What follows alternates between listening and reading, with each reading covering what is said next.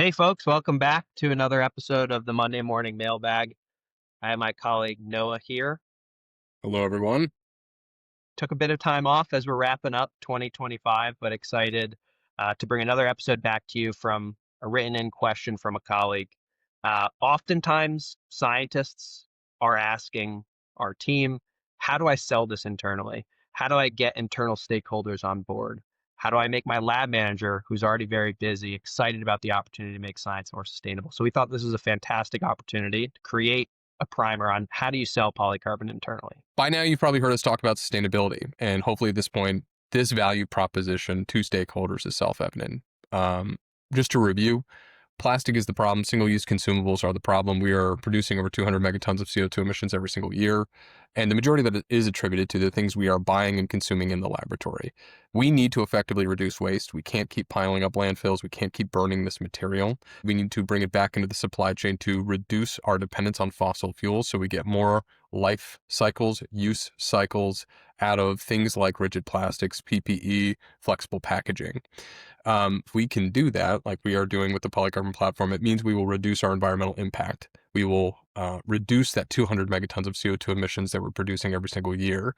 And one of the most important things is collectively, we as a group, when we engage with programs and platforms like Polycarbin, we are contributing to and participating in a better supply chain. We are feeding a resource and input that allows us to make more sustainable products in the back end. But it is not the only justification for changing the way that we manage our supply chain and the waste outputs of our operations. And so James and I really want to drill down here on cost savings because sustainability doesn't have to be more expensive. There is not always a green premium to be more sustainable. So let's start with the fact that polycarbon is the most cost-effective alternative to landfill. Now, we will concede the cheapest thing you can possibly do is bury your problems. It has always been that way. However, many states are running out of room in land actually permitted for landfills. And so we cannot continue landfilling in perpetuity without changes to legislation or requiring that we build new landfills in new locations with new potential environmental hazards. And so while it is always cheaper to bury a problem, polycarbon is the cheapest alternative to that solution. I do want to emphasize that polycarbon routinely is a cheaper solution than waste energy. And I know that's shocking to some customers, but we find it time and time again as states legislate out or put more restrictive measures on waste to energy, it makes it more and more expensive to incinerate this material and extract the energy. Now that means that mechanical recycling, like with platforms with polycarbon, are fundamentally going to be more cost effective and easier to deliver for customers than waste energy. The next area where we often see significant savings is in the reduction of waste overclassification. Now, what do we mean by that?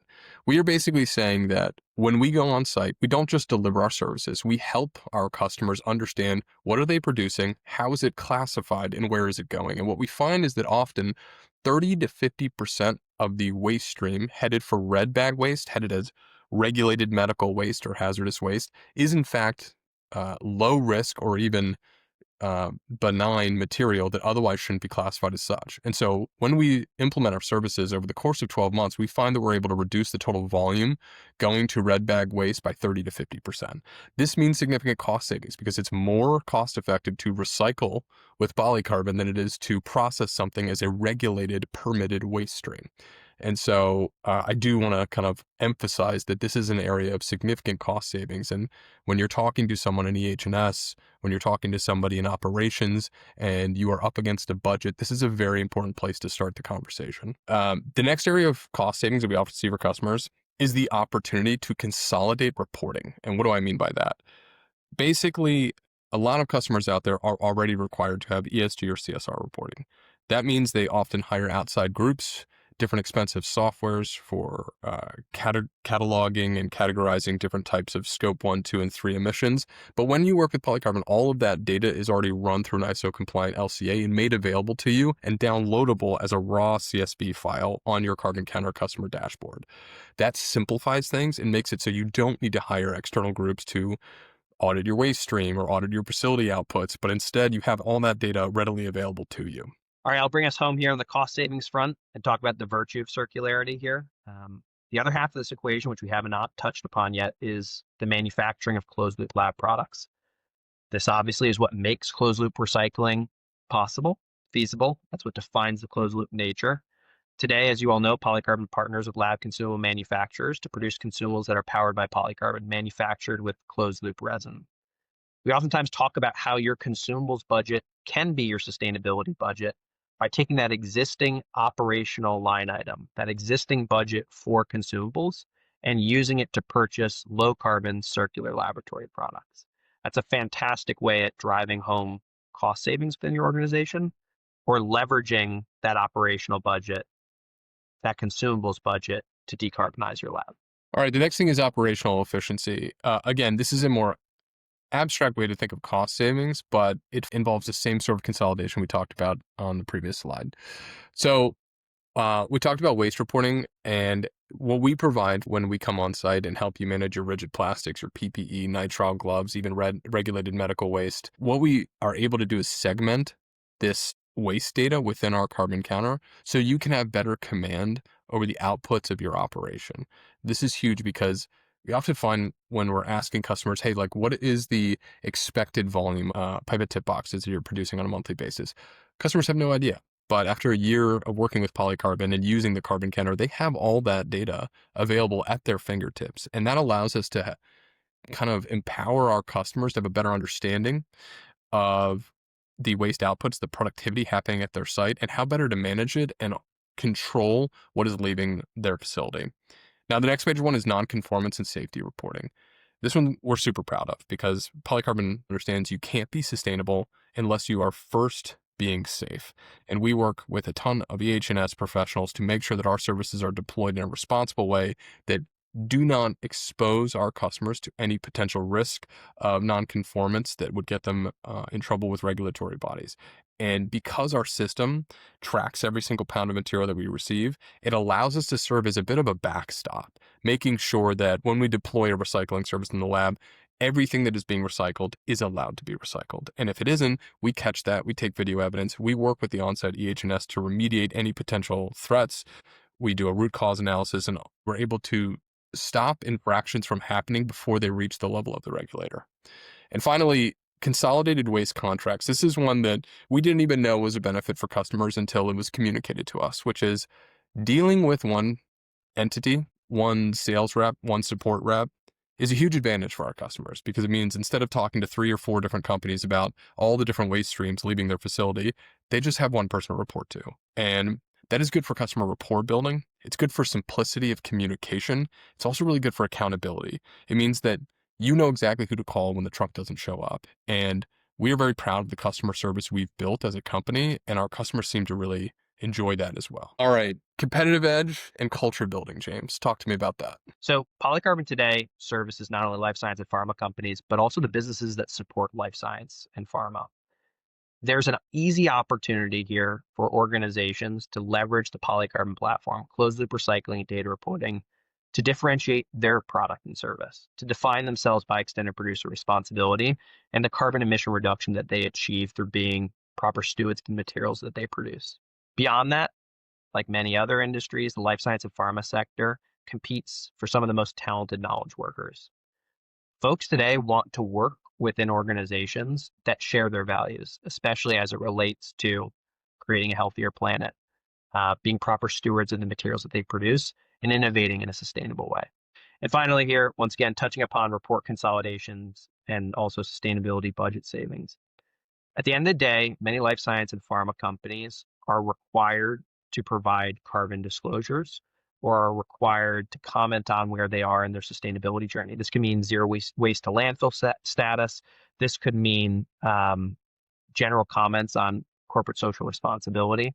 Today, the Polycarbin platform and the Carbon Counter dashboard specifically is being used to feed directly into CSR or end-of-year ESG reports, whether that's for customers, internal stakeholders, or investors. It's a really good point, James. And it also reminds me that in addition to the stakeholders we talked about, that are mostly the knowledge workers and the people who are in charge of operations in the facility, competitive edge and culture building is a huge opportunity for marketing and a huge opportunity for the commercial team as well. Because fundamentally, we are an industry that creates innovative solutions to problems, and we try to cure disease and we try to save people's lives.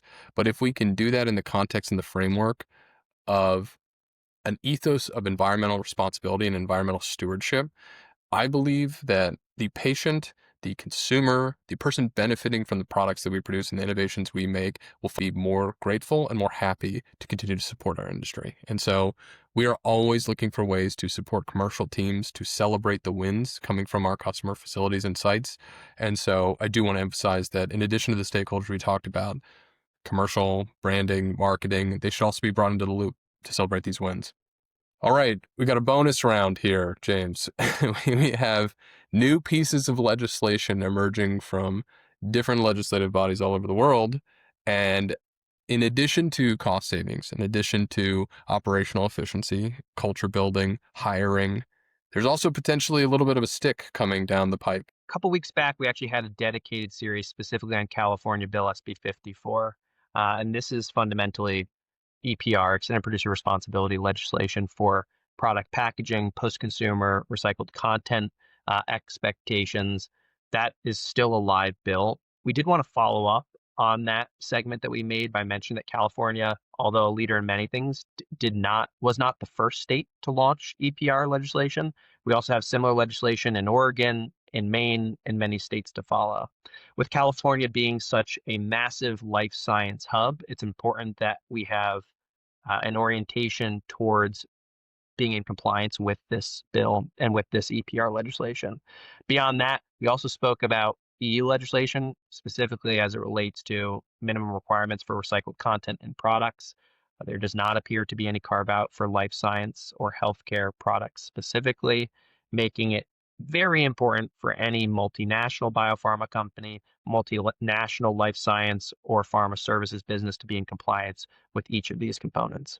Yeah, it's important to reflect on the idea that we have 4 years left to come up with a solution here. And the biggest problem we have is not a technical breakthrough. We don't need, bioengineering of enzymes to solve this problem for us. We don't need advanced chemical recycling to solve this problem for us. Instead, we need to create a robust enough infrastructure to collect this clean and high quality material to make it available to manufacturers so they can hit these goals.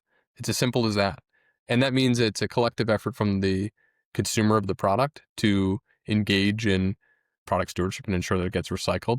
But it also means having conversations now with manufacturers about bringing this resource into production, getting it into products in the highest concentration possible so that we hit these 2030 recycled content goals.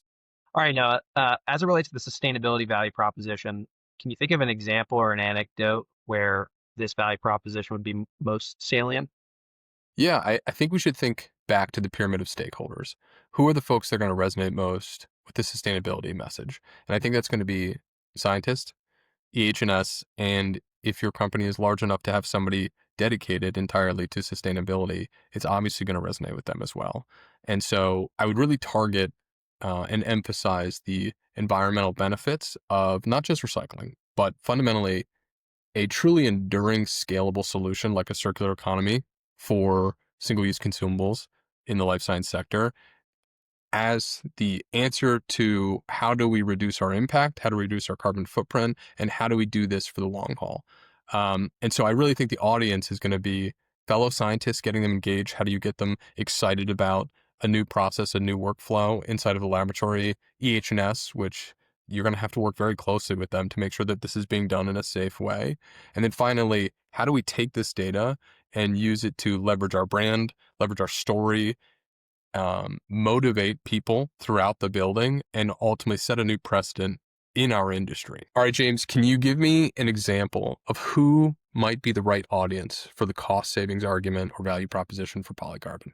Yeah, absolutely. Just last week, had a conversation with a head of facilities who also oversaw EH&S, and one of the things that was very clearly quite appealing to them was the ability to leverage their existing budget for waste services like medical waste and hazardous waste services and appropriate it to closed loop recycling, understanding that all of this material would have some disposal cost at the end of the day. But for them, what they really keyed into was this opportunity to save money both through diverting it to an outlet, polycarbon, that was less cost effective but way more sustainable, but also to take action in a more longitudinal capacity to work with polycarbon to reduce unnecessary waste overclassification. that same customer then experienced a pretty massive reduction in red bag waste. So Noah, can you break down for me and for the audience here the operational efficiency value proposition and who you've seen respond to this particularly? I work in operations, and so this one hits close to home. Without a doubt, lab ops, operations in general, and facilities really values this idea that they don't have to chase down different generative data sets to consolidate into multiple different platforms with multiple different outputs. Instead, having a one-stop shop for all the input values, output values, and most importantly, translated LCA compliant environmental impact data to go with all of those verifiable inputs is super valuable. And so I cannot emphasize enough the importance of data, the importance of consolidated data, and the importance of verifiable reporting with that data. We oftentimes see this with organizations that are trying to achieve zero waste to landfill certification status. All too common that they have waste stream data across multiple vendors, not consolidated, making that ultimate certification quite difficult. Many folks have worked with Polycarbin to get them over that, 90% benchmark for zero waste to landfill, and have found it quite convenient for many of their hard to recycle materials coming from the laboratory to all be bundled under the Polycarbin umbrella. Nothing is worse than trying to deconvolute waste stream data that's measured in pallets, gallons, pounds, kilograms, and trying to make sense of it all. Especially when a lot of this material is over 90% air by volume, it's key to understand what is the unit weight of this material and how fast am I moving it. All right, James, in terms of stakeholders, who is going to be the appropriate audience for the competitive edge story and the culture building story? Yeah, I actually conducted a site visit last week with an organization that was particularly motivated within the scientist cohort to deploy throughout their operations closed loop recycling. In our discussion together, it became very clear that their leadership was supportive of the employees embracing programs and projects specifically related to sustainability, but the real needle mover they saw for their leadership was going to be developing a marketing strategy, a brand storytelling strategy centered around sustainable innovation, how their organization was adopting sustainable practices and defining themselves by sustainable science. So I think it's really important to open up this conversation about polycarbon and about the implications of engaging in closed loop recycling, also to your peers on the commercial side of things, if you're a life science services organization or a pharma services organization, about how this can be a brand defining initiative, how this can be a demonstration of your commitment to sustainable science and being a valued partner of some of the largest pharma and life science companies. So when we got this question, it made James and I realize that we need to not only build a platform that educates our customers and equips them with the information they need to make responsible and sustainable decisions in their work life, but in addition to that, we need to equip them with tools to help them grow these solutions within their own workplaces and make it easy for them to communicate to their colleagues and even their employers about why this is an important initiative and why it needs to be invested in. We're in the midst of an industry-wide transformation as we kind of rethink the way that we work, rethink our relationship with these single-use consumables, and rethink our supply chains. As a result of that, we recognize that this is going to take a community of scientists committed to sustainability that are not only, as Noah mentioned, educated, but are equipped with the ability to sell this internally, to engage stakeholders internally, to make this a reality in the most scalable way possible. So if you have any specific questions that you'd like to write in related to this topic, please do so. We're here to support you. And as always, thank you for making science more sustainable. Thank you, everyone.